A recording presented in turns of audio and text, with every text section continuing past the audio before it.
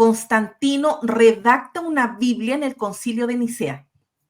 Creo que de todo lo que podemos estudiar, la gente como que prefiere quedarse con una fake news. Entonces, un cordial saludo a los amigos de Investigando la Historia. Soy Carla Díaz y me encuentro en compañía de José Dredd para esta segunda entrega de este seminario, cápsulas sobre los 7 concilios ecuménicos. En esta ocasión nos corresponde el concilio de Constantinopla, aproximadamente unos 50 años después del concilio que José Dredd abordó en la cápsula anterior.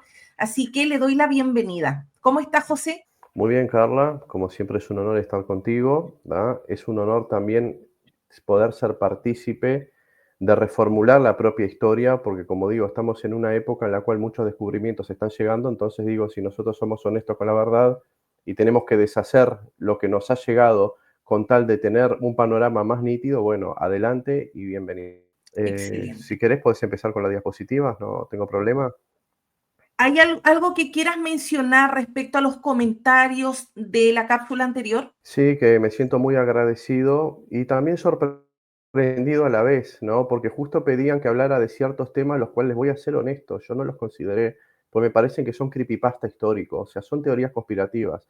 Ejemplo, decir, Constantino hizo la Biblia, que no solo se ve, a ver, en debates religiosos entre facciones del cristianismo, sino de grupos que a veces ni creyentes ni confesionales son, pero se tragan esa narrativa. Precisamente, una de nuestros colaboradores y administradoras, Sandra, fue la que también me pidió eso, y eso que ella es atea, porque hay gente, grupos de ateos que creen eso. Entonces, bueno, aquí nosotros lo que vemos es una búsqueda, ¿tá?, por la verdad de diferentes bandos, confesional, no confesional, y creo que eso nos va a catapultar a que esta presentación sea un éxito y todas las que tengamos más adelante. Me gusta mucho esa búsqueda, la verdad. No importa las confesiones, no estamos para pelear. Y bueno, está, para adelante nomás. Excelente lo que comentas, porque sí, es algo que me llamó la atención aquí en YouTube, también en TikTok, que es como la típica. Constantino redacta una Biblia en el Concilio de Nicea. Creo que de todo lo que podemos estudiar, la gente como que prefiere quedarse con una fake news. Entonces, buenísimo que traigas a colación ese comentario que abundó en el video anterior. Así que ahora voy a subir las diapositivas. Excelente. Como nosotros sabemos, Carla mismo dijo que pasaron más o menos 50 años, un poquito más entre el concilio anterior en este. Y es muy importante hacer esta énfasis y no empezar por el concilio. ¿Por qué? Porque estamos, en esos 50 años hubo una época de transición y una época de recambio generacional. Nosotros, por ejemplo, tenemos que el héroe del concilio anterior fue Atanasio de Alejandría, un diácono, era una persona muy joven, ¿tá?, que más o menos es un actor en estos 50 años, en el periodo interconcilio. También nosotros vemos que entre concilio y concilio tenemos la figura de los Basilio de Cesarea, Gregorio de Nacianzo y Gregorio de Niza, y no olvidemos a la hermana, Macrina, ¿tá?, que los cuales ellos establecieron las bases para trinitarias. O sea, la teología de la Trinidad que tenemos y que nos llega acá a Occidente es gracias a ellos. Y parte de ellos, por ejemplo, sobre todo el caso de Gregorio de Nacianzo, va a estar vinculado a este concilio. ¿Tá? Basilio de Cesarea, estamos hablando de Cesarea que en Turquía, aclaremos, ¿tá?, porque hay muchas ciudades que se llaman Cesarea. También tuvo vínculos previos al concilio, pero se murió. Por eso digo, estamos en época de recambio generacional y de intereses políticos y religiosos que se van juntando. No se olviden que aquí el enfoque principal es el enfoque político, ¿tá?, porque el objetivo es sacarnos de encima los relatos que llegan de las diferentes facciones religiosas, que a la larga terminan adulterando la verdad histórica. ¿Ah? Me gustaría ya darles el índice previo a la tertulia para saber más o menos en qué estamos. Hay mucho material que lo voy a citar verbalmente, no lo voy a poner en pantalla, ¿tá?, porque si empezamos a poner en pantalla esto, que es una cápsula que tendría que durar media hora, nos lleva 2 o 3. El objetivo es que ustedes empiecen a escuchar lo que hay acá, detengan el video si es necesario y empiecen a anotar las fuentes. ¿Ah? La cuestión es esta. La tertulia va a tratar sobre los cabos sueltos de Nicea, que es este periodo interconciliar. Como ya hablamos en la tertulia pasada, hubieron mutaciones en el arrianismo, ¿tá? Sabemos que el concilio no fue el niceno aceptado en la totalidad del Imperio Romano, ¿tá? Y si vamos a los límites externos, como hemos hablado, solo podemos hacer pequeñas reconstrucciones, Yo les había hablado desde la tradición persa, también les puedo hablar desde la tradición armenia, que Aristarques en el año 330 lleva a Armenia lo que tiene que ver con el concilio de Nicea. Y acá la nación armenia, que fue la primera en convertirse al cristianismo, tiene un papel muy importante. ¿Por qué? Porque uno de los patriarcas dentro del imperio romano de Antioquía, que es Melesio, y es una figura clave, es armenio. Y también es desterrado por Constante II hacia Armenia. Y todos esos sucesos van a dar implicaciones bastante serias en lo que es la división de la iglesia, porque internamente la iglesia tiene partidos que están muy vinculados con lo político. Esos detalles yo quiero empezar a hablarlos. También quiero hablar de la cuestión de las ordenaciones ilícitas. O sea, cuando una persona no está de acuerdo con un obispo, con un partido, va y nombra a otro obispo. Un obispo es una figura de poder. Si bien en el ámbito religioso es una figura de peso, aquí el peso se va a notar más por todo el entramado político que conlleva. Y precisamente la cuestión de ordenaciones ilícitas, o sea, fuera del marco canónico de la Iglesia, son problemas que el cristianismo hasta hoy en día sigue arrastrando. Esas son cuestiones canónicas que hay que mencionarlas sí o sí, para que ustedes después, si escuchan algo referente a la Iglesia o diferentes grupos que pelean entre ellos, detecten el estado lícito o ilícito de tal o cual ordenación o de la conformación de tal grupo, entonces ahí van a tener la noción un poco más clara. Nosotros hablamos de las mutaciones del arrianismo, que ya fueron mencionadas en el video pasado, los esfuerzos por la estabilidad, que aquí es donde termina prácticamente la tertulia pasada, ¿no? Ya en la época del emperador Graciano, ¿no? Cuyos principales actores fueron Ocio de Córdoba y el propio emperador. Aquí también vamos a ver un concilio de Antioquía del año 379. ¿Qué tiene que ver este concilio? Que esto es un preámbulo para lo que sería el concilio del año 381. En pocas palabras, se hizo una especie de experimento para ver cuál es el grado de aceptación del concilio. Ya les voy a decir de antemano que hacer un concilio ecuménico resultó una tarea muy difícil en Nicea y ahora va a ser más difícil, a tal punto que se pretende hacer por bloques. O sea, primero se hace un concilio con cierta facción y después se trata de ir llevando a todo el imperio. Acá la cuestión es esta. Aclaración previa. Cuando hable de Constantinopla, no estoy hablando de patriarcado de Constantinopla porque surge posteriormente al concilio, sino de la diócesis de Constantinopla. ¿Por qué? Porque un patrón que vamos a ver es la lucha frecuente en pos de ver quién puede alcanzar ese obispado, aunque no sea patriarcado. Entonces nosotros vemos que la sede donde está el emperador, aunque en materia eclesiástica y canónica no esté al estatus de patriarcado, como las tres sedes que hablamos, salidas del concilio de Nicea, que son Roma, Antioquía y Alejandría, importante. Eso lo quiero dejar bien claro. Quiero nombrar a los principales actores de esto. Acá ustedes pueden ver que hay dos grandes bandos. Uno por Melesio de Antioquía, que como dijimos es armenio, otro Basilio, que es uno de los capadochos, que tenía mucho contacto, es más, se fortaleció mutuamente, y el emperador Teodosio. Yo quiero que ustedes vean que entre el contacto que hay entre lo que es Antioquía y lo que es la región de Cesarea, o sea, una región bizantina. A mí me gusta hablar de tradiciones, como generalmente se habla en el ámbito histórico.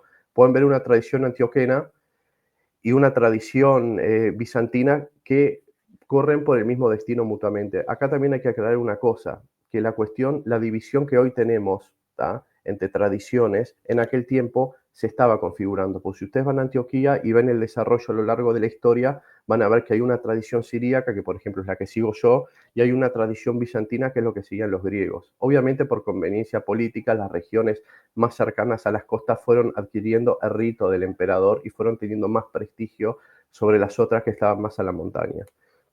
Esto va a llegar un momento que igual, cuando demos el próximo concilio, va a empezar a colapsar. Se van a hacer intentos para unificar todas esas tradiciones y desarrollos históricos, pero va a llegar un momento que la cosa no va a dar para más. Del otro lado quiero mostrarles esto. Paulino, Atanasio de Alejandría, Dámaso, que es un obispo de Roma, o papa, como quieran decirle, y el emperador Graciano. ¿A qué vamos con esto? Que tenemos dos bandos perfectamente delimitados, conforme una política y un partido.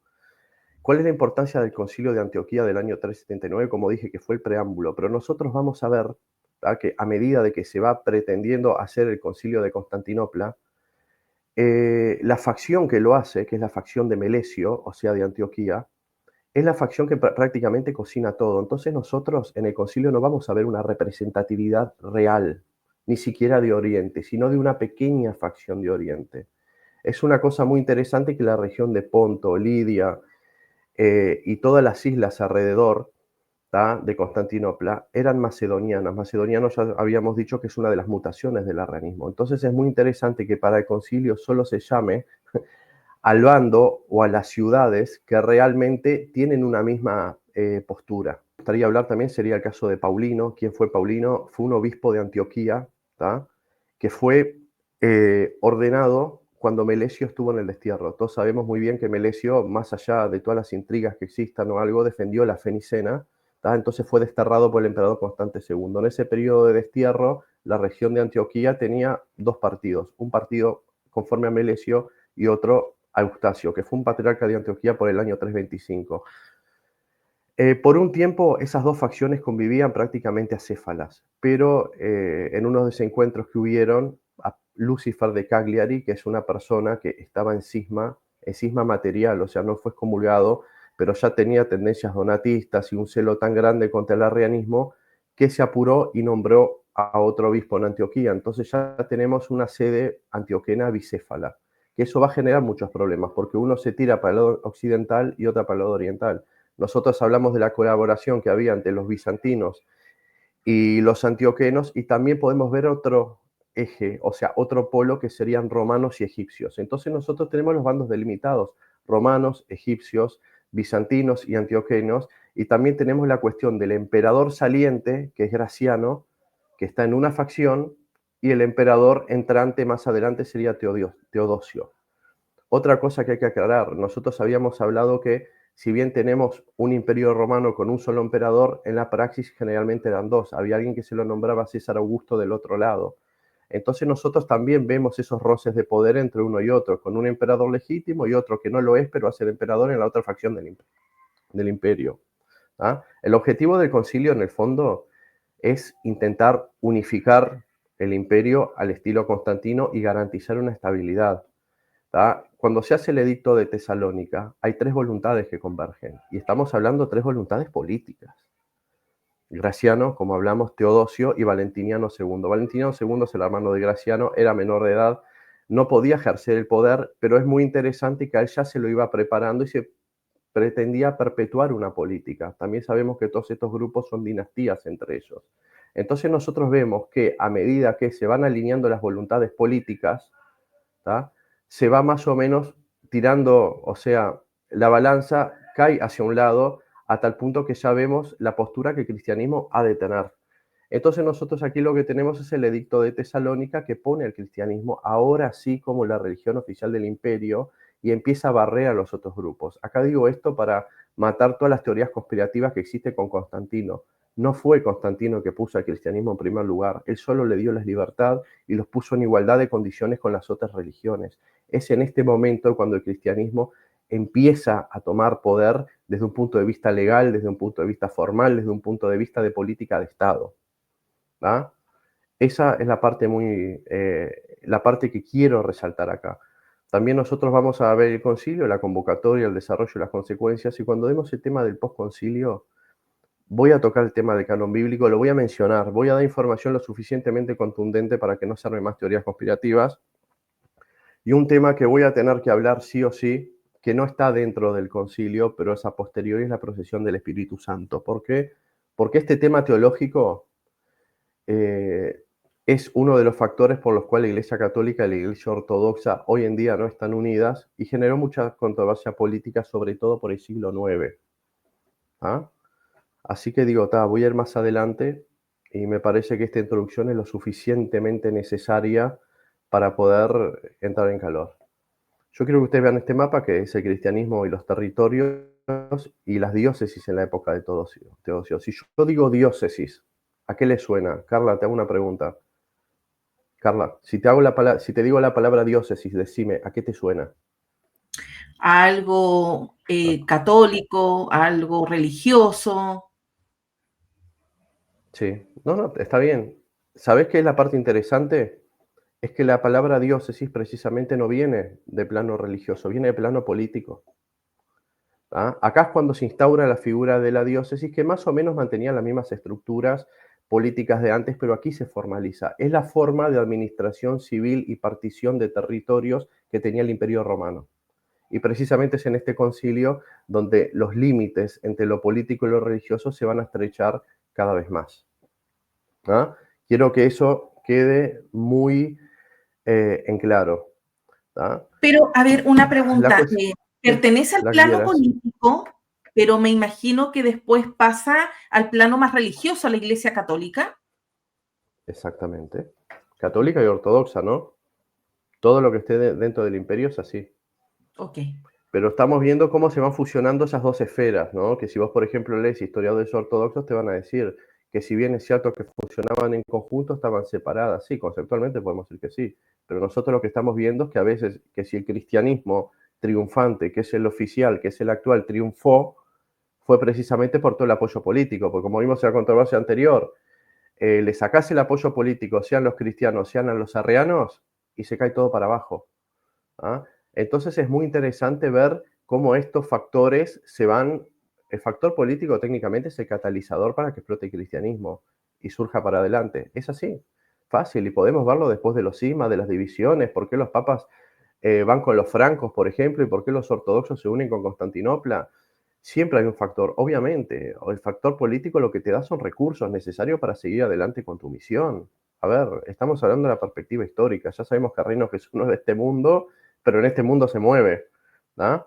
Otra cosa que quiero hablar también es que después del edicto de Tesalónica del año de 380 es cuando realmente vemos una cobertura cristiana ortodoxa oficial. Digo ortodoxa desde la perspectiva nicena, porque nosotros tenemos, por ejemplo, al obispo arriano Demófilo, de Constantinopla, que lo hacen dimitir de manera forzosa. Entonces nosotros empezamos a ver que hay una especie de limpieza en las regiones principales.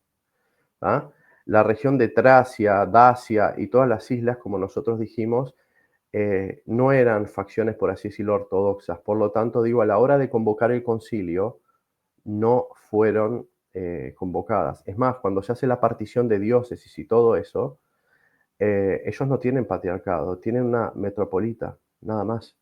Y es muy interesante que, por ejemplo, la región de Ponto supuestamente recibió cartas de San Pedro. Ponto, Bitinia, Galacia, Capadocia. Ustedes fíjense los destinatarios. Y son lugares que per se, y después lo vamos a ver en un documento más adelante, tendrían que tener cierta primacía o cierto estatus de respeto, pero no. Quedan solo metropolitanías nada más.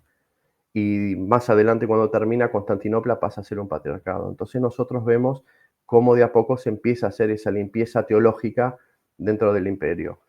Cuando hablemos de los concilios, se las voy a hacer sencilla. Yo acá puse 4 puntos porque son 4 cánones. Son 4 cánones según las actas latinas. ¿Por qué? Porque nosotros, si vamos, por ejemplo, a actas griegas, si vamos a Sonaras o Teodoro Balsamón, que son historiadores bizantinos, a ellos les figura 7. El plano académico generalmente concluye 4. Uno toma las actas latinas por ser más antiguo y otro, pues todos sabemos que hay un principio de la crítica textual en el cual el texto corto siempre se le da un poco más de prioridad que el largo, porque se sabe que a lo largo del tiempo se tratan de hacer aclaraciones y explicitaciones a los textos. Un ejemplo es la coma juánica, al final largo de Marcos, y todos esos textos. Puedo citar en la Biblia también, quiero hacer una extrapolación. Entonces, bueno, debido a ese principio de crítica textual y a las antigüedades de las actas que nosotros tenemos, 4 es lo comúnmente aceptado en el plano académico. Lo demás se piensa que, bueno, que es agregado. Los voy a hablar así de manera rápida. En el canon 1 se reafirma la fe nicena y se condena a todos estos grupos anómenos, apolinaristas, arrianos, doxianos, enomianos. Todo lo que acá está mencionado que van a ver, que no lo voy a mencionar por cuestión de economía de tiempo, son todas esas mutaciones del arrianismo. O sea, en pocas palabras, pasan a ser condenados. Lo segundo es la reafirmación de las jurisdicciones nicenas y la creación de las diócesis, como hablé previamente, y estas que estoy hablando, Ponto, Asia, Tracia, permanecen autónomas. Qué casualidad que son regiones macedonianas. Entonces digo, cuando nosotros hablamos de concilio ecuménico, también la palabra ecuménico es variable, porque uno piensa que tendría que ir todo el orbe y todo lo que se confiese cristiano para discutir un tema, sin importar lo que crean en un comienzo, porque precisamente esas diferencias tienen que ser saneadas en un concilio. En cambio, acá vemos que se lleva a gente de un solo bando. Otra cosa que yo también quiero hablar, es el hecho de la representatividad del concilio. Si nosotros vamos, por ejemplo, un par de años antes, a las cartas que el obispo Dámaso, ¿no? O el Papa Romano, como quieran decirle, le enviaba a Colio de Tesalónica, sobre todo las 5 o las 6, daba directrices de cómo tendría que ordenarse el próximo obispo de la ciudad de Constantinopla. El chiste de todo eso es que, por ejemplo, Acolio de Antioquía no aparece en la lista de firmantes.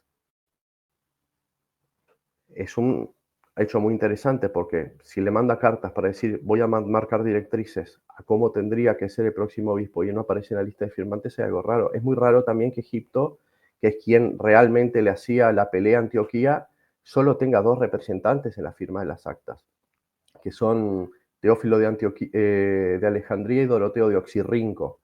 Aquí nos da a entender también que la cuestión de lo que son las firmas y los acuerdos solo van conforme a, a la postura antioquena, que es la de Melesio. Es más, cuando se hizo la apertura del concilio, empezó con un gran homenaje a Melesio, que fue el mismo, que fue desterrado para Armenia, que volvió, que hizo el concilio del 379. Nosotros vemos que, digo, Antioquía en este caso es quien tiene la batuta, pero van a ocurrir cosas interesantes. ¿Por qué? Porque Melesio muere, a la mitad del concilio viene Gregorio de Nacianzo, que si bien él no tenía pretensiones de ocupar el trono de Constantinopla, termina presidiendo hasta el concilio y después muere. Y viene Nicéforo. ¿Y quién era Nicéforo? Era el portavoz del emperador. Entonces nosotros vemos cómo hubo un cambio de dirección dentro del concilio y todo terminó convergiendo en el representante del emperador. Hay que aclarar una cosa, el emperador Graciano no estuvo presente en el concilio, pero no es de sospechar tampoco que él esté informado, no digo al minuto a minuto como se dice hoy en día en X o en Twitter, pero sí que esté al tanto de las novedades del concilio. Entonces nosotros vemos que tenemos un bando, que es el de Antioquía en este caso, que es el más fuerte de todos. Tenemos su rivalidad con Alejandría, porque no se olviden que dentro del cristianismo oriental, Alejandría se reconocía como la voz unánime, o mejor dicho, la representación de Roma en Oriente. Entonces, claro, era quien tenía segundo lugar. Es más, y después de este concilio, más allá de quien sea que lo haya organizado, nosotros vemos que patriarcas de Alejandría terminan deponiendo patriarcas de Constantinopla, después de la creación del patriarcado.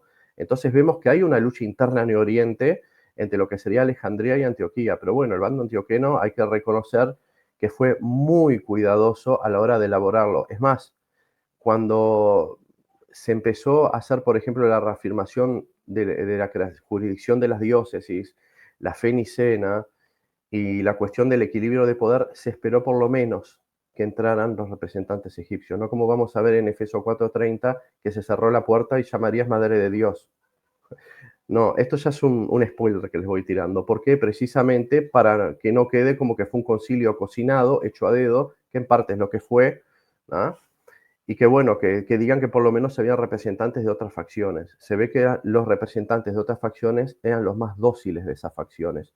Voy a darles un ejemplo. Pedro de Alejandría consideraba que Melesio era un hereje. Y a Melesio se le hizo un homenaje apenas empezó el concilio como gran defensor de la fe ortodoxa, a tal punto que sufrió un destierro. Entonces nosotros estamos viendo que hay ciertas cosas que no digo que sean irregulares, pero sí estamos hablando de que la historia no es tan celeste como se nos cuenta. Ya hablamos del segundo canon, se reafirma la jurisdicción nicena, se crean las diócesis, la cuestión del mapa político ya queda, por así decirlo, subsanado. El canon 3 tiene una cosa muy interesante, que Constantinopla se la quiere nombrar como Nueva Roma. Ya sabíamos que habían 13 principales, pero parece que no sirvió. Entonces se separa la diócesis de Bizancio de la de Heraclea, en Asia Menor, y se crea el Patriarcado de Constantinopla. Sabemos que no fue aceptado, primero porque el concilio en Occidente fue aceptado al año que viene con la famosa fórmula de Dámaso, que él más o menos hace una actualización de todo. Y segundo, nosotros vemos que este reclamo en los próximos concilios van a seguir repitiéndolo hasta que llegue un punto más o menos de quiebre, que es en el año 451 con el canon 28. Ese es un spoiler que voy tirando, pero acá por lo menos ya tenemos una evidencia de que Constantinopla quiere estar en el poder, sí o sí, aunque sea como segundo. Es irónico porque la justificación que hacen es una justificación política, porque Constantinopla entendió, antes de que existiese el patriarcado de Constantinopla, no ironías de la vida, que Roma era la primera sede porque era la sede imperial y la sede más influyente debido a que era la residencia del emperador, pero ya trasladada en el año 330, ellos entienden que tienen ese derecho, ¿tá? Pero igualmente, digo, la Iglesia romana se los rechaza. Y la cuarta, lo que quiero hablar, es la invalidación de la ordenación de Máximo. ¿Quién fue Máximo? Fue un cínico, ¿tá? Un cínico es un filósofo que toca más bien o se enfatiza en las cuestiones morales y en las virtudes. El cinismo se basaba en eso, ¿tá?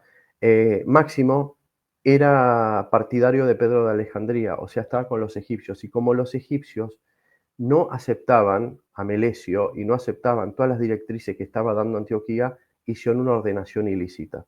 Yo lo que quiero que ustedes vean, ¿tá? Es acá precisamente en la carta 5 del obispo romano Dámaso Aquilio, el tema de la cuestión. Y quiero que prestemos unos detalles, ¿tá? Obviamente que corté, puse las partes más importantes de la carta por una cuestión de tiempo. Voy a leer. Al leer la carta de vuestra estimada hermandad, queridos hermanos, me entristecí profundamente. ¿Ah? En el momento en que, por la gracia de Dios, los herejes habían sido expulsados, algunos individuos provenientes de Egipto y actuando en contra de la disciplina eclesiástica, intentaron en la ciudad de Constantinopla elevar al sacerdocio a un cínico ajeno. Aclaro, cínico como seguidor de esa rama de la filosofía, no como un calificativo, a nuestra profesión de fe. No podemos comprender la intensidad de tal presunción ni el desorden de semejante iniciativa. Es muy interesante que todo esto ocurrió en Constantinopla. Se sabía que iba a haber un patriarcado, ya de antemano se luchaba por el trono de ese obispado, a tal punto de que forzosamente se sacó un obispo arriano, y Egipto, por una cuestión de ganar poder o imponerse, pretendió, o sea, nombrar de manera ilícita a un obispo para mantener el poder, ¿tá? Yo quiero que ustedes vean la cuestión del lenguaje. Una cosa es cuando los sacramentos, y en este caso la ordenación es sacramento válido, que se cree que teológicamente hay una operación del Espíritu Santo y todo eso, pero otra cosa es cuando la ordenación es ilícita o es lícita. Cuando hablamos de licitud o ilicitud estamos hablando si fue hecho dentro del ámbito canónico y la aceptación de la Iglesia, porque puede venir cualquier uno que sea obispo, nombrar a otro sin permiso de la autoridad y ahí ya tenemos un cristianismo recontra disgregado, que es la historia del cristianismo a lo largo de los últimos tiempos, ¿no? Ahora miren lo que dice San Damaso, o Damaso, perdón. ¿Qué prisa fue esa cuando este aspecto resultaba desagradable para los cristianos para que actuaran de manera tan insolente? ¿Qué otra cosa podían hacer estos hombres de carácter inconstante, sino, al ser expulsados de la iglesia, ordenar a un hombre inquieto, entre paredes ajenas? Yo quiero que vean esto, entre paredes ajenas, porque hay cierto ceremonial, ¿tá? Y ciertas condiciones que se tienen que dar a la hora de nombrar un obispo, ¿tá? O sea, cuando las cosas se hacen a escondidas, generalmente es porque hay otro fin de por medio, en un ambiente que, por lo que podemos entender, era inadecuado. Hoy pasa, o sea, les voy a ser honesto, hoy pasa en la Iglesia Católica con obispos que van, los excomulgan y de manera, algunos secreta y otros en actos igual, entre comillas, formales, ordenan sin permiso del pontífice algún obispo para seguir perpetuando su grupo o su secta. Hablo sea del pontífice o puede ser de la Iglesia Ortodoxa, no importa. Acá estamos viendo que en Oriente ya se hacía esa práctica para poder seguir perpetuando el grupo de ellos. No se olviden que estamos hablando de una fe sacramental y esto pesa y pesa bastante, ¿tá? Esto se entiende como obra del enemigo quien provee a los herejes motivos para atacar, ¿tá? Acá estamos hablando de una ordenación ilícita con tal de debilitar el poder de una sede, ¿tá? También, si ustedes leen la carta, se hablan las cuestiones que se ven en Corintios 11, de que el hombre tiene que usar el pelo corto y la mujer el pelo largo, también se le echan cara a eso. Es la parte que me resultó muy graciosa de la carta. En pocas palabras, se quería decir que él no andaba tampoco conforme al motivo de vida cristiano. Entonces se ve que hicieron más o menos esa citación bíblica para usar argumentos en contra de él. Igual queda nulificada la ordenación de él, ¿tá? En esto prácticamente y en la configuración de este cristianismo, ¿tá? De estos cánones, es en lo que culmina el concilio de Constantinopla. Yo lo que les quiero decir es una cosa, si me preguntan, ¿fue conocido este concilio fuera del Imperio Romano? ¿Tá? Porque el objetivo también de esta tertulia es mostrar otra versión. Yo les puedo decir que sí, pero no tuvo la relevancia suficiente que otros concilios. Ustedes, por ejemplo, estudian desde Irán a Gregory Abul Faraj, que él mismo recopila, sintetiza a Dionisio Barsalivi y a Dionisio Telmasré, él mismo dice esto. Estamos hablando del siglo XIII, pero toma fuentes del siglo VI, VII en delante. Siglo VII en delante. Él menciona concilios. Por ejemplo, cuando habla de Constantinopla III, él habla del Sexto Concilio Ecuménico. Ok, pero por nombre nunca menciona Éfeso.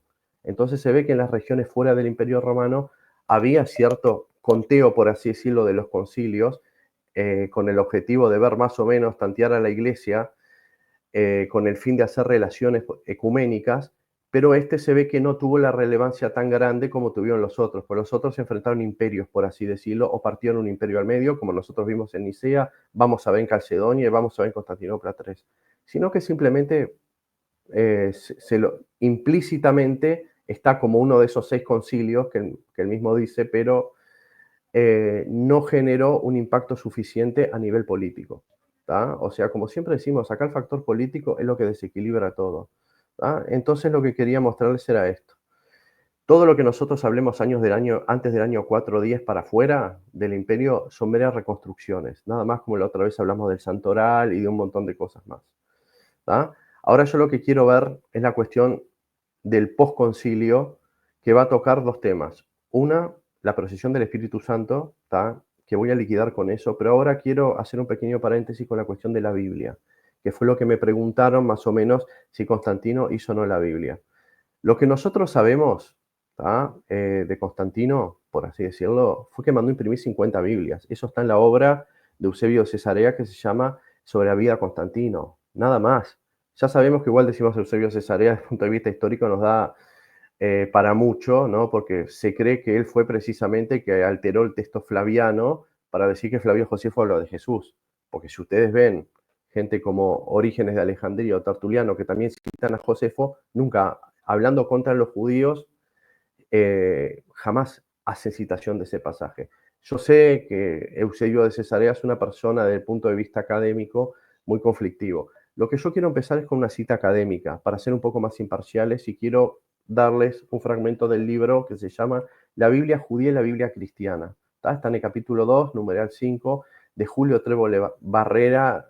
Les digo una cosa, es un librazo, cómprenselo, consíganlo en PDF si pueden, porque es algo académico y es algo imparcial. Y uno se da cuenta al leer un autor que él domina lo que está hablando, y domina la tradición judía y domina la tradición cristiana. ¿tá? Y que para alguien que confesionalmente se diga cristiano, más allá en un foro histórico, te diga esto, es algo muy fuerte.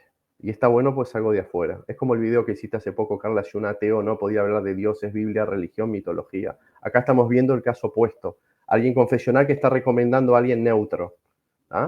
Yo quiero que ustedes vean esto referente a la Biblia. Nosotros una de las cosas que hablamos es que generalmente hay una sinergia a favor del obispo romano. No estoy diciendo que el Papa esté encima de cada diócesis tirando directrices, diciéndole a cada uno lo que tenga que creer. Pero sí nosotros vemos que en instancia decisiva Roma siempre estuvo ahí. También en el año 343 en Sárdica y sobre todo en el Canon 3 se le otorga el derecho a apelación y ha apelado cuestiones hasta del oriente cristiano, sea oriente siríaco, oriente bizantino, lo que sea. Pero yo lo que les quiero mostrar es la citación de Trévole para después adentrarnos, por lo menos tener una entrada a este tema un poco más imparcial. Se piensa generalmente que el proceso de formación del canon neotestamentario estuvo muy determinado por la polémica contra las grandes contactos, sí, que las diversas iglesias iban estableciendo con vistas a la constitución de un canon, pasando todos a través de la Iglesia de Roma. Esta conexión romana tuvo gran importancia para el desarrollo del canon neotestamentario, Gregory. La formación del canon, además de excluir ciertos libros que no podían ser considerados como norma de la fe de las iglesias, cumplía otra misión no menos importante: aglutinar y unir las tradiciones de las iglesias de Oriente y del Occidente cristiano. A Roma acudieron más o menos por la misma época Ireneo, Hipólito y Orígenes. En Roma se tomaron por entonces las decisiones y los compromisos básicos que más tarde condujeron al definitivo establecimiento del canon cristiano. Las iglesias y las grandes figuras cristianas que intervinieron en la constitución del canon cristiano tuvieron también alguna relación con Roma o a través de Roma. Ignacio aseguró los contactos de Siria con Asia Menor y Roma, Policarpo los de Asia Menor con Roma, Ireneo los de Asia Menor con la Galia, Ireneo e Hipólito los de la Galia con Roma, Hipólito y Orígenes los de Roma con Alejandría, Orígenes los de Alejandría con Cesarea y Capadocia, Eusebio y Atanasio los de Cesarea y Alejandría con Constantinopla, etc. Roma era evidentemente el centro y el eje de todos estos movimientos. Bien, aquí tenemos una fuente bastante imparcial de lo que es esa sinergia que venimos hablando a lo largo de todas estas tertulias. ¿Por qué digo esto? Porque generalmente en la apologética a veces se tienden a exagerar ciertos factores con el fin de defender el punto.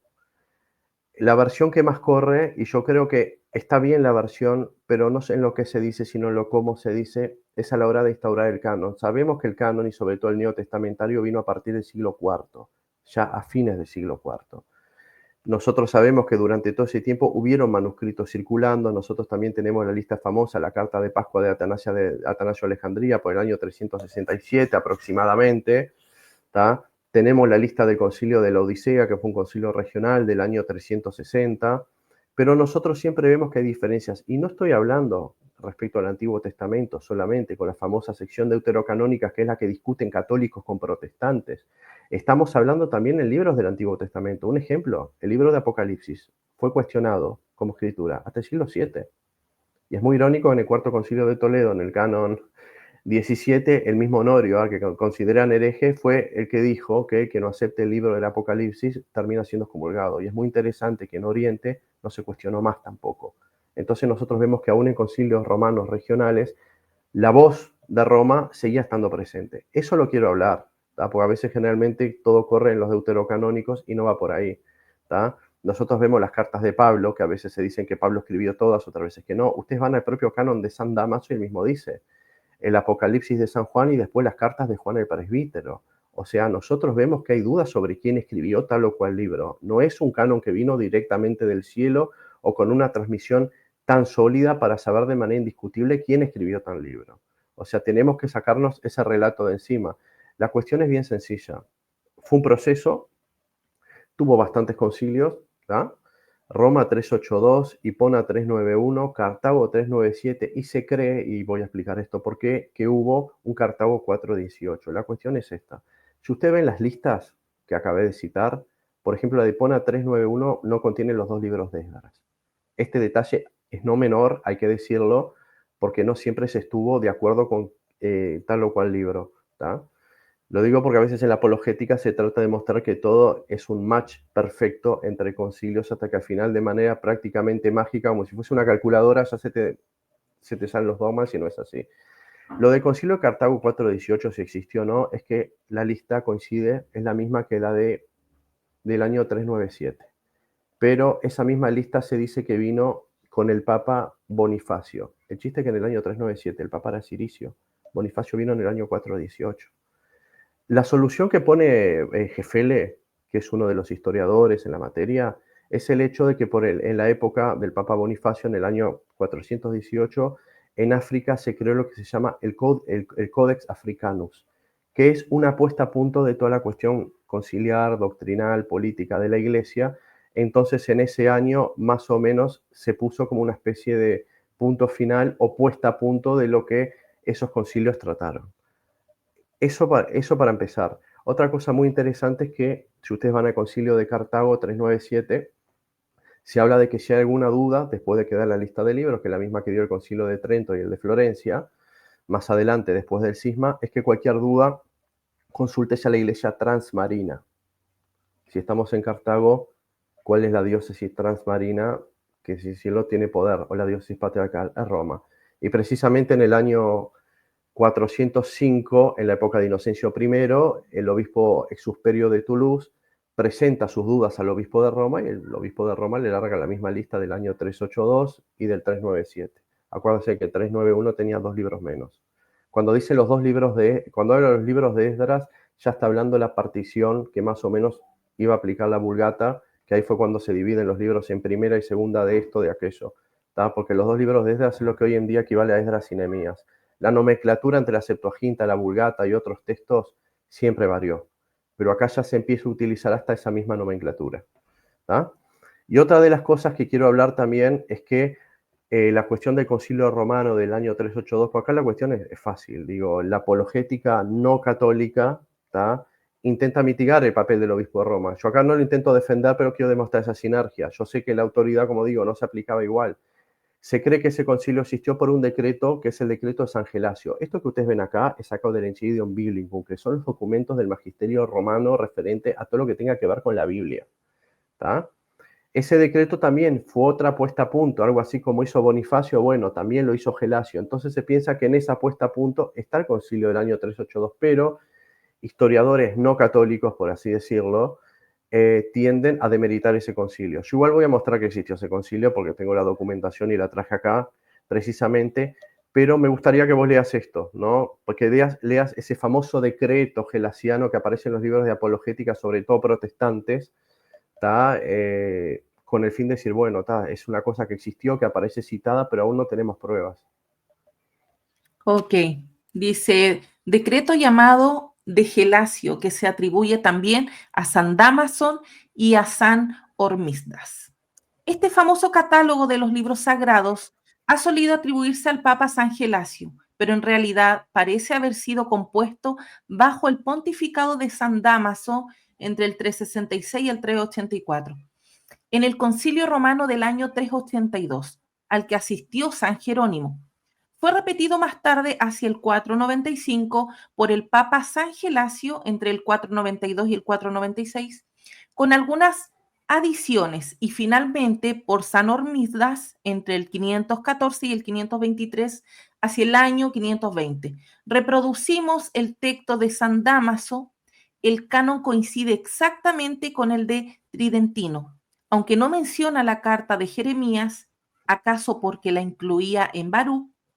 Es curiosa la distinción entre la primera carta de San Juan, que atribuye al apóstol, y las otras dos, que dice ser de otro Juan presbítero.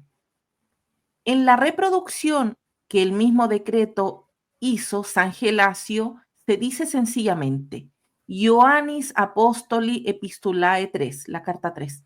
Lo mismo se dice en la reedición de San Hormisdas. Viste, Carla, que aún en los documentos de la Iglesia Católica se usan herramientas críticas históricas a la larga de dictaminar los autores y se muestra cuál era la visión de aquel tiempo. La visión no era tan rosada y no era tan coincidente y no era tan simplista como hoy mismo la apologética o durante años te lo quiso hacer demostrar. O sea, que el mensaje de los apologistas está bien, está bien. Que cómo se llega a ese mensaje, no creo que está bien, porque los propios documentos de la Iglesia lo desmienten, ¿tá? Y otra cosa que quiero mostrar es el hecho de cuál es el criterio para decir si un libro es canónico o no es canónico, porque hoy en día también vemos que hay, no voy a decir un uso, hay un abuso de las herramientas históricas precisamente, porque dicen, bueno, el libro tiene que ser escrito en el siglo I, tiene que tener tal o cual cosa, tiene que haber sido escrito por algún apóstol, etcétera, etcétera, etcétera. Mientras vos vas, por ejemplo, a la Carta a los Romanos y en el final, por el capítulo 15, te dice yo, Tercio, que escribí la epístola. O el mismo San Pablo citando cartas que aún no quedaron en el canon. Entonces nosotros podemos ver que eso la Iglesia siempre lo tuvo en consideración, ¿tá? Y lo que quiero mostrar es precisamente con una persona que fue contemporánea, ¿tá? a todo ese proceso conciliar, hacer una cita y atestiguar cuál es el asunto. Además hay una cosa, cuando vieron también los dramas entre la academia y la Iglesia, y se hablaba de la canonicidad de los libros, la propia Iglesia decía, no fue por motivos críticos históricos, no quiere decir que no se usen las herramientas, pero acá hay una cuestión de tradición y de transmisión, nada más. Una persona del siglo IV, V, VI, XV, no piensa igual que una persona del siglo XVIII en delante, ¿tá? Que fue más o menos, o XVII, cuando empezaron a ver los dramas y la Iglesia empezó a desplazar el campo académico. Agustín de Hipona, en la obra de la doctrina cristiana, libro 2, capítulo 12, si no me equivoco, justo el loguito me tapa.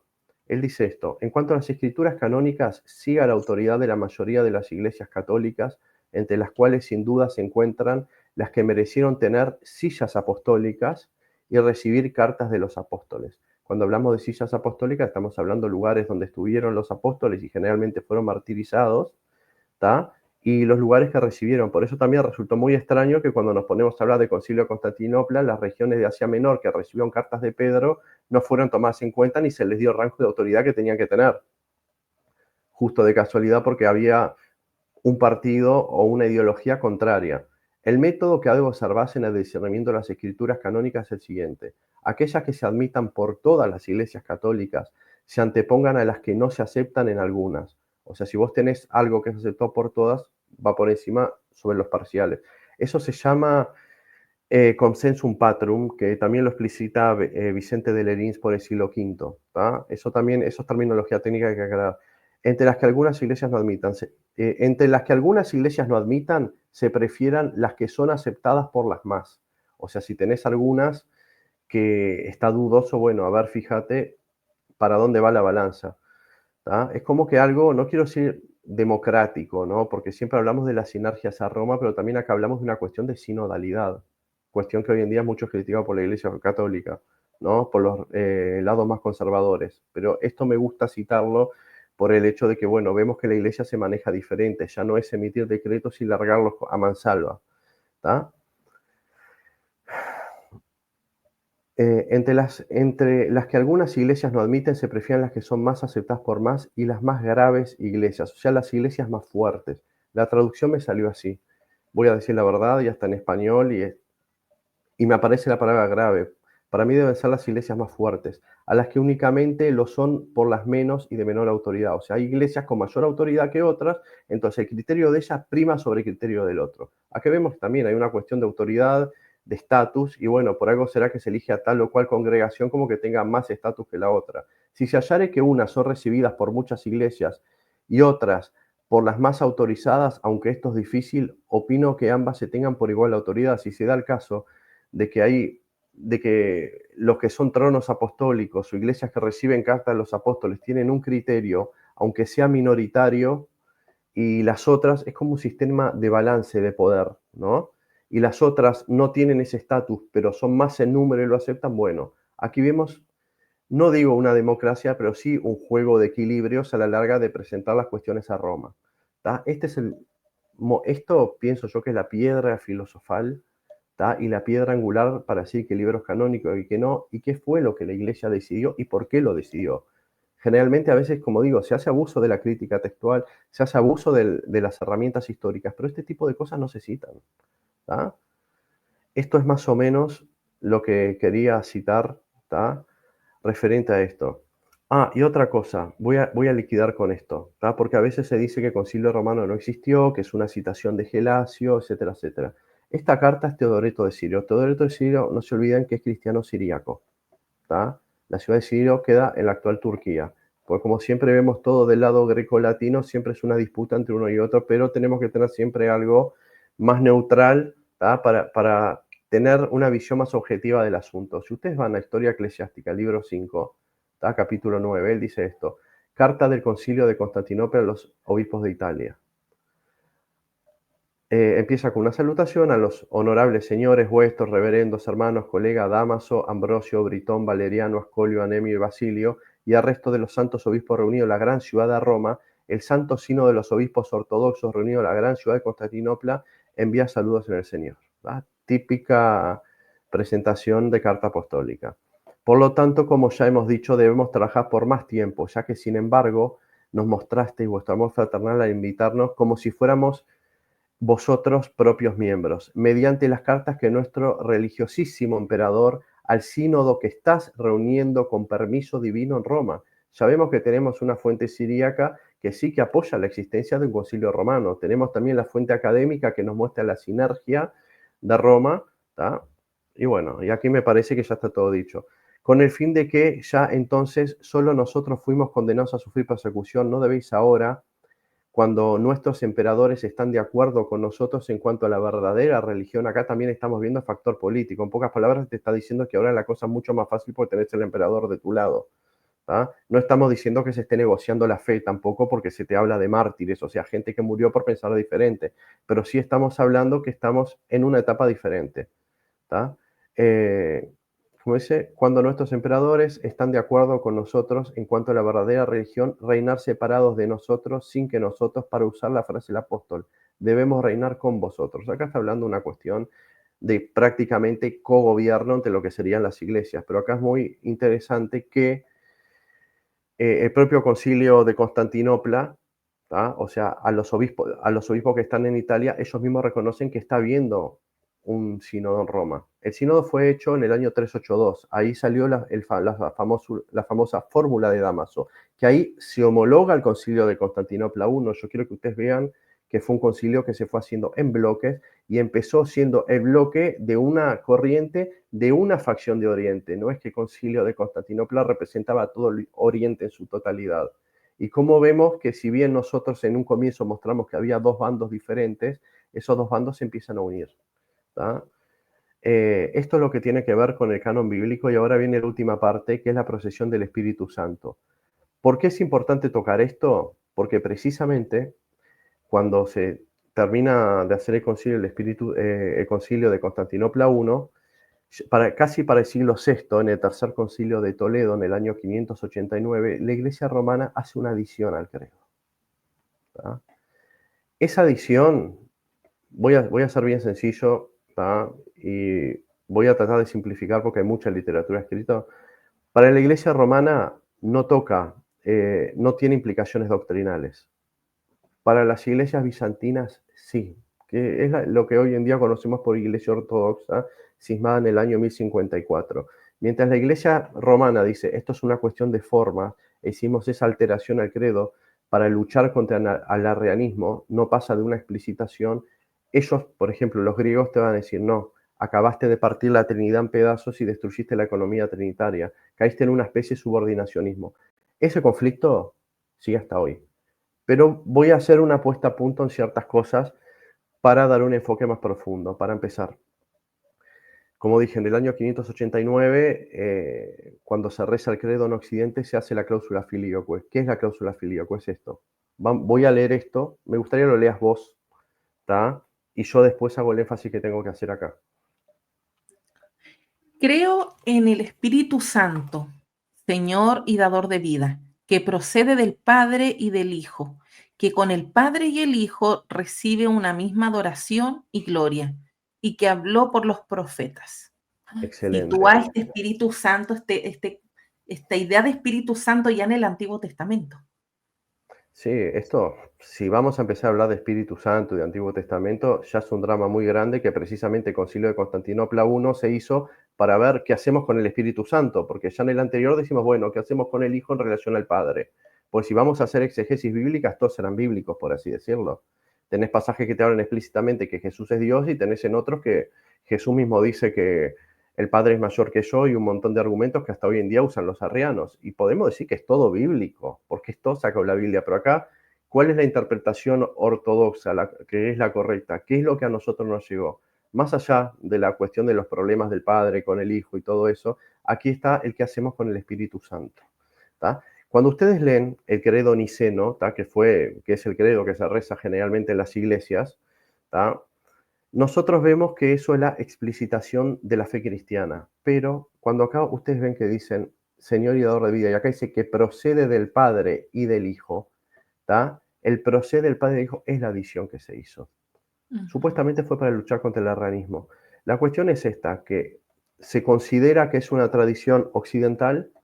La Iglesia romana nunca lo utilizó en encuentros, por así decirlo, conjuntos con los ortodoxos. La primera vez que lo utilizó de manera oficial y vinculante fue en el año 1014, en la boda del Sacro Emperador Enrique II. ¿Y por qué lo usó? Porque en el año 1009, o sea, 5 años antes, en Constantinopla se escribían dípticos. ¿Qué es díptico? Son listas de las cuales ellos reconocen a ciertos patriarcas como ortodoxos. Y ahí no apareció más el obispo de Roma. Entonces la Iglesia romana, que tiende a ser muy reaccionaria, dijo, bueno, ¿ustedes nos consideran hereje? Bueno, esta tradición que nosotros tenemos, ¿tá? La vamos a implementar como vinculante en toda la Iglesia. Hay que aclarar que también, que si nosotros, por ejemplo, vamos ya al siglo IX, año 800 y pico, en la época de Focio de Constantinopla, fue precisamente una de las excusas que utilizó Focio para distanciar más a Roma y a Constantinopla. ¿Tá? Y sobre todo cuando se chocaron los misioneros griegos con los misioneros romanos en Bulgaria. Precisamente la forma para saber de qué bando estabas era preguntarte de dónde procede el Espíritu Santo, del Padre o del Hijo. ¿Tá? Es algo muy similar como en la época Jefté en la Biblia, decís Sibolet o decís Shibolet. Entonces depende de lo que vos dijeras, viste, sabían para qué lado pateabas. ¿Tá? Yo acá voy a mostrar, voy a ser un poco más profundo porque al igual que como tenemos que destruir el relato apologético o de la mala apologética, creo que acá hay que destruir ciertos relatos que a veces llegan entre la cuestión de Roma y Constantinopla y todo eso. ¿Tá? Para empezar, el filioque existe desde antes de Constantinopla I. No voy a leer esto por cuestiones de tiempo, pero sí quiero que vean que en el África Latina también se utilizaba. Obviamente, ¿no? Se hablaba latín, no se hablaba en griego. La cuestión es esta, que los griegos mismos dicen que la palabra expuresai, que es procede que en latín se traduce por procedere, ellos dicen que es inexacta, quiere decir otra cosa. ¿tá? Acá tenemos, por ejemplo, una cita de Tertuliano de Cartago, en la obra del Conte Apraxias, que lo cita. Y si nosotros vamos al África helénica, Orígenes de Alejandría en el año 230 también habla de una procesión del Espíritu Santo del Padre y del Hijo. Hay que decir una cosa, ¿no? Que Orígenes no usa la palabra expuresai, que es la palabra exegética en cuestión. Dice diaconontes. Quiero hacer énfasis también a lo que son las palabras procedere y expuresai, que es donde gira toda la discusión, por el hecho de que a veces nosotros nos concentramos mucho en lo que es la exegesis, pero nosotros vemos que la exegesis por sí sola no es algo completo a la hora de dictaminar un verdadero significado de un texto. Eso lo quiero decir. Por ejemplo, Focio no sabe, según dice Calixto Guare, historiador ortodoxo, no sabía hablar latín. Entonces, ¿cómo me podés decir que se está partiendo la Trinidad y se está destruyendo la economía interna por medio de la exegesis de una palabra? También hay que ver que Focio fue ordenado ilícitamente y en 5 días el tipo fue patriarca. Aquí, y cuando había un emperador en Constantinopla que era el patriarca, cuando había un patriarca en Constantinopla que era Miguel. Quiero mencionar la situación política de él, la cuestión de las ordenaciones ilícitas y los cismas, porque esto es una cosa que a la larga después nos va a dar una visión más clara de por qué se creía tal o cual cosa. Yo lo que quiero mostrar acá también es, a ver, acá, es la carta de Máximo el Confesor.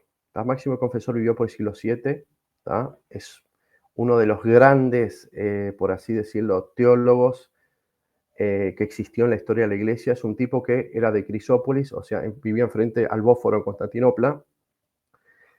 Estuvo muy vinculado con la tradición dionisíaca, que tiene sus raíces en la tradición siríaca. Fue el líder espiritual de toda África, sea el África helénica, pues estuvo en Alejandría, y sea del África latina en Cartago, y también estuvo en el concilio del 649 con el Papa Martín I, defendiendo la iglesia del monotelismo. ¿Por qué hago la citación de Máximo?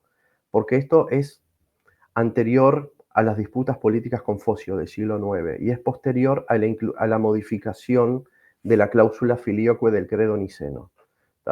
Estoy hablando de una persona que domina todas las tradiciones y en una época en las cuales no habían intereses políticos conforme a este asunto. Entonces estamos en un terreno muchísimo más neutral. Entonces yo quiero, esto lo voy a leer yo y lo quiero explicar de a poco, y tengo acá la foto, o sea, del acta tanto en latín como en griego, si quieren después agranden, igual la fuente ya está, Patrología Griega 91, página 135 al 136 y los párrafos A al C. O sea, hago la citación para que ustedes después la puedan buscar y vean que no es invento, que más allá de la exegesis que uno pretenda hacer, hay que luchar también para no ser ventriloquía bíblica o ventriloquía patrística. Es lo que yo hablo generalmente del abuso, que a veces uno por intentar justificar la postura, el credo, la confesión de uno, empieza usando ese tipo de herramientas y no llega a una verdad o llega a una visión parcial de los hechos. Voy a leer esto, que creo que esto ya es lo culminante.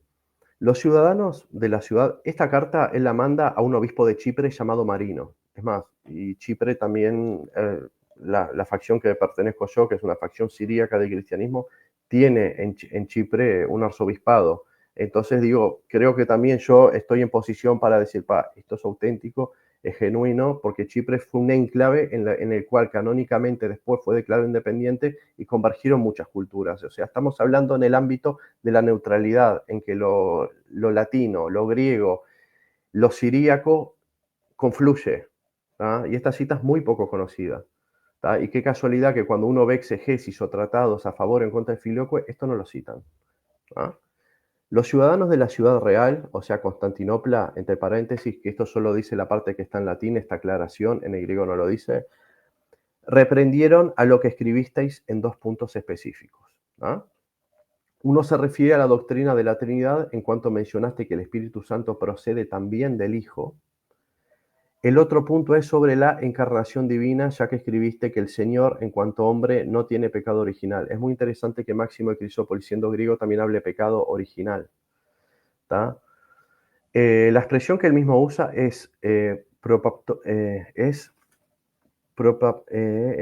propaptoricis amartías. ¿tá? La primera palabra es bravísima. ¿Por qué menciono el pecado original? Porque hoy en día se dice que los ortodoxos no creen en el pecado original, creen en la maldición ancestral, y ahí hay desarrollos teológicos que desde la época de Romanides aproximadamente en delante se están siguiendo, pero este tipo de cosas no se toman en cuenta. ¿tá? Pero no voy a hablar de pecado original. Voy a hablar de lo del Espíritu Santo, que es lo que está unido con el Concilio de Constantinopla. Pero quiero dejar estos pequeños cliffhanger para cuestiones de gente que a veces tiene un relato en la cabeza que vea que este tipo de cosas también se creían. ¿no? En primer lugar, presentaron testimonios que concuerdan con los padres latinos, ¿no? Le dice Máximo a Marino. También de la sagrada obra de Cirilo de Alejandría sobre el Evangelio de San Juan. De estos textos han mostrado que no se consideran a sí mismos la causa ni el autor de la procesión del Espíritu Santo. Reconocen que el Padre es la única causa tanto del Hijo como del Espíritu. O sea, no es que el Padre y el Hijo soplan al mismo tiempo y de ahí aparece el Espíritu Santo, que es lo que generalmente los griegos acusan los romanos, como que el Espíritu Santo es un ser creado a medias de la expiración de ambos. Por eso siempre cuando ellos se juntan tienen que confesar que hay una sola expiración, el Padre a través del Hijo. ¿tá? El problema es cuando vos decís del Padre y del Hijo, por haber una conjunción se entiende que los dos soplan al mismo tiempo. Es un drama netamente teológico, pero generó conflictos políticos muy grandes. De estos textos han mostrado que no se consideran a sí mismos la causa ni el autor de la procesión del Espíritu Santo. Reconocen que el Padre es la única causa tanto del Padre como del Hijo como del Espíritu, siendo el autor de la generación en un caso y de la procesión de otro. Generación del Hijo, procesión del Espíritu Santo. Pero para expresar que el Espíritu procede a través del Hijo, ¿tá? muestran así la unidad de la sustancia y semejanza. O sea, en pocas palabras, la Trinidad no se parte al medio. Respecto al segundo punto, no requiere ninguna defensa. Aunque a algunos les parezca dudoso, no tiene nada de cuestionable para aquellos que no buscan el error debido a la propia perversidad. En pocas palabras, Máximo está hablando de que a los romanos les están buscando el error o están utilizando, como estamos viendo, herramientas exegéticas para querer desvirtuar lo que dicen. ¿tá? Satisficieron diciendo que el Señor no tiene pecado ni mental ni físico, lo que habría afectado a Adán. ¿tá? Así que respondieron aquellos a quienes no se podía acusar con justa razón. Sin embargo, aquellos que deberían haberse disculpado por lo que escribieron no han ofrecido ninguna satisfacción hasta ahora, ni han retractado sus palabras. He pedido a los romanos, de acuerdo con vuestra instrucción, que ellos mismos revisen e interpreten sus palabras para evitar fraudes y engaños. Sin embargo, dado que tienen la costumbre de no hacerlo así, no sé si obedecerán. ¿tá? También nosotros vemos que la Iglesia romana mantiene una postura de que, bueno, sí, revisa un poco lo que decís porque quizás se puede malinterpretar, pero como que la Iglesia romana, viste, se mantiene incolume en eso. Lo que yo digo es así y punto. Nosotros ya vemos aquí ciertos atisbos a la hora de manejar lo que sería la autoridad, por así decirlo, espiritual, a nivel eclesiástico. ¿tá? Sin embargo, dado que tientan, también hay otra razón, no pueden expresar su mente con precisión en otro idioma como lo harían en su lengua nativa. También acá se está hablando de que hay ciertas limitaciones en lo que tiene que ver con la Iglesia romana, dado de que obviamente le están escribiendo a griegos, pero no lo hacen en su lengua nativa. Por eso puede darse a ciertas cuestiones de interpretación. Nosotros vemos lo que yo a veces siempre digo, y eso lo digo cuando hablamos generalmente con culturas del Medio Oriente, y en el plano cristiano. Tenemos categorías conceptuales diferentes. Acá vemos que hay una barrera idiomática grave. Máximo de Crisópolis, que domina prácticamente casi todas las tradiciones, él mismo nos dice de ese problema, pero también dicen que no pongan palabras en la boca de ellos que no dijeron, pero también que los otros revisen el lenguaje. Él trata de ser neutro, trata de ser conciliador, conociendo desde una perspectiva general y panorámica todo el asunto. Acá nosotros, ¿qué demostramos? Demostramos esto, que conforme al interés, como nosotros hablamos, la exegesis no es una ciencia absoluta. ¿Tá? Nosotros podemos agarrar un texto y empezar a especular y empezar a poner información y llevarlo a diferentes cauces, que vamos a decir la verdad, todas las posturas son válidas si están bien sustentadas. No quiere decir que todas sean verdaderas, pero sí todas son válidas. Entonces nosotros llegamos a la conclusión de que este tipo de asuntos exegéticos que dieron lugar a disputas políticas es que conforme a la postura política que uno tenga, va a ser la lectura y la exegesis a utilizar para intentar legitimarse. El asunto del Espíritu Santo es un ejemplo. Qué casualidad que gente como Juan XI Beco, que fue patriarca de Constantinopla después del cisma de 1054, y que era a favor de la unión, utilizaba estas palabras de Máximo el Confesor. Mientras tenés, por ejemplo, a Focio, como mencioné, o te puedo citar a Marcos de Éfeso, que hacen otra lectura exegética por el simple hecho de que ellos no son a favor de que se una la iglesia griega y la iglesia romana. ¿Ah? Entonces nosotros estamos viendo que también que el tipo de política que nosotros tengamos va a influir a la hora de la exegesis que seleccionemos. Precisamente, eh, yo voy a ser bien honesto, yo veo que en muchos casos cuando se empiezan a aplicar este tipo de herramientas, son pasajes, viste que en este asunto serían Juan 14:6 o el 16:7, que es donde gravita la discusión, yo no veo que las exegesis sean honestas. Yo veo que precisamente se intenta legitimar una idea preconcebida a priori porque se lo recibió de esa manera. Acá vemos a alguien bastante neutral, en una época bastante neutral, ¿tá? Que intenta conciliar el asunto y trata de mostrar las virtudes y los defectos de cada bando. Punto. Sencillo. Y bueno, y después quiero terminar con esta foto, porque esto, a ver, esta foto que me gustaría que dejarlo de tarea para que ustedes vean qué significa. Aclaro que este tipo no es el Papa. Y acá tenemos un emperador romano pidiendo perdón o pagando una penitencia para poder entrar a la iglesia. Supuestamente, este tipo es Ambrosio de Milán. Que el emperador Teodosio, después de una matanza que hizo, si no me equivoco, que fue por Tesalónica, no se lo dejó entrar a la iglesia hasta que pagara una penitencia. Acá nosotros también vemos cómo dentro de ese imperio cristiano a veces gravita el juego de poder entre la autoridad política y la autoridad religiosa. Es muy interesante, digo, este juego, porque después vamos a ver que hay veces que los emperadores se ponen por encima de los obispos, como acá en este caso. Es muy gracioso que esto quedó inmortalizado y a Teodosio se lo conocen por Teodosio el Grande, no solo porque fue el último emperador en gobernar el imperio unificado, porque él después lo dividió a los hijos, Honorio y Arcadio, sino que estamos hablando que la iglesia también por algo sea que lo reconoce el Grande. Es fácil, te sometes a mí, te doy un epíteto. Te agradezco esta cápsula, la segunda de los 7 concilios ecuménicos. Quedamos expectantes, primero, a los comentarios de las personas, porque si bien saben, son cápsulas previamente grabadas, ustedes la disfrutarán en diferido. Quedamos expectantes a sus comentarios, sugerencias y a la tercera cápsula. Muchas gracias, José. Bueno, no, muchas gracias a vos y que la gente se anime a comentar, que no sea tímida, porque conforme a lo que ellos comentan, nosotros vamos haciendo un feedback y vamos mejorando el asunto, lo vamos enriqueciendo, por así decirlo. Así que les doy muchas gracias a ustedes por tomarse el tiempo de ver esto y bueno, y nos vemos en el Concilio de Efeso.